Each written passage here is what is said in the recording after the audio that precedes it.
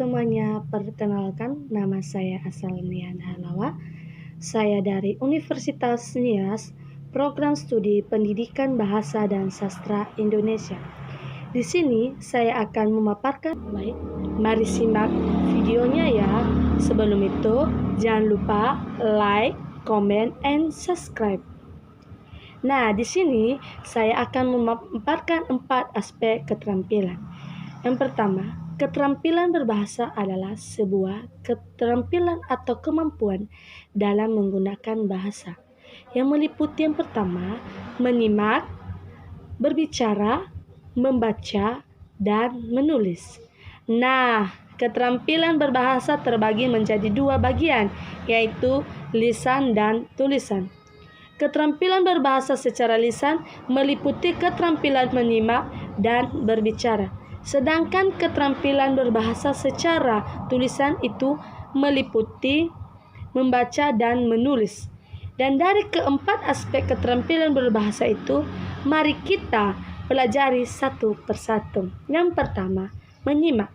Menyimak merupakan keterampilan berbahasa yang bersifat aktif, reseptif, artinya dalam kegiatan menyimak, seseorang mengaktifkan pikirannya untuk mengidentifikasikan bunyi bahasa, memahaminya, dan menafsirkannya, makna pesan yang disampaikan oleh pembicara.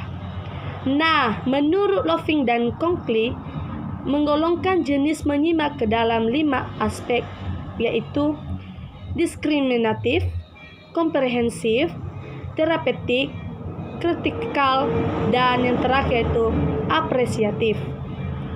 Nah, aspek keterampilan berbahasa yang kedua yaitu berbicara setelah seseorang menyimak bunyi yang didengarkannya, lalu dia akan menirukannya dalam bentuk berbicara.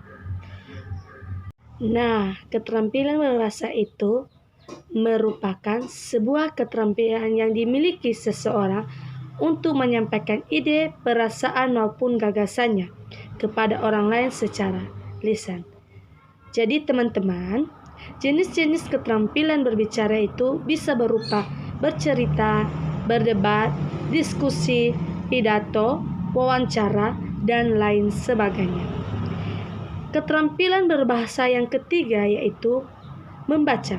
Membaca adalah suatu proses yang dilakukan untuk memperoleh pesan hendak disampaikan oleh penulis melalui kata-kata atau bahasa tulis. Kegiatan menulis sendiri meliputi 3 keterampilan dasar, yaitu recording, decoding, dan meaning. Recording merujuk pada kata-kata atau kalimat, kemudian mengasosiatifkannya kepada bunyi-bunyi sesuai sistem tulisan yang digunakan. Kalau yang kedua yaitu proses decoding, ini memperjemahkan rangkaian grafis ke dalam kata-kata, dan yang ketiga ada meaning.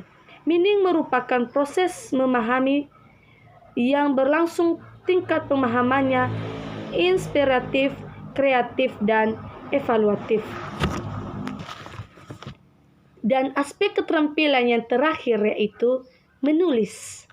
Keterampilan menulis diartikan sebagai kemampuan menggunakan bahasa untuk menyatakan ide, pikiran, atau perasaannya kepada orang lain dengan menggunakan bahasa tulisan.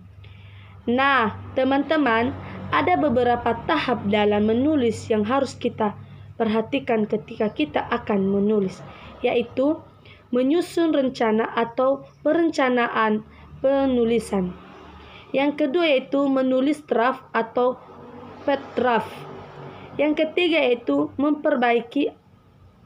Yang keempat menyunting atau penyuntingan. Dan yang terakhir yaitu mempublikasikan hasil tulisan kita.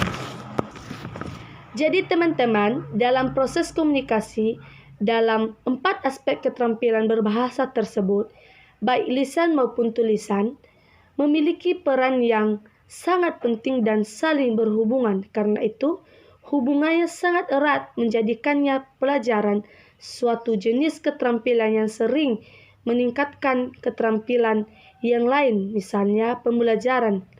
Hari ini adalah pembelajaran membaca. Nah, di samping meningkatkan keterampilan membaca, biasanya pembelajaran tersebut juga meningkatkan keterampilan siswanya dalam menulis. Sampai di sini dulu ya teman-teman video pelajarannya hari ini. Terima kasih telah menyaksikan video saya ini. Dah.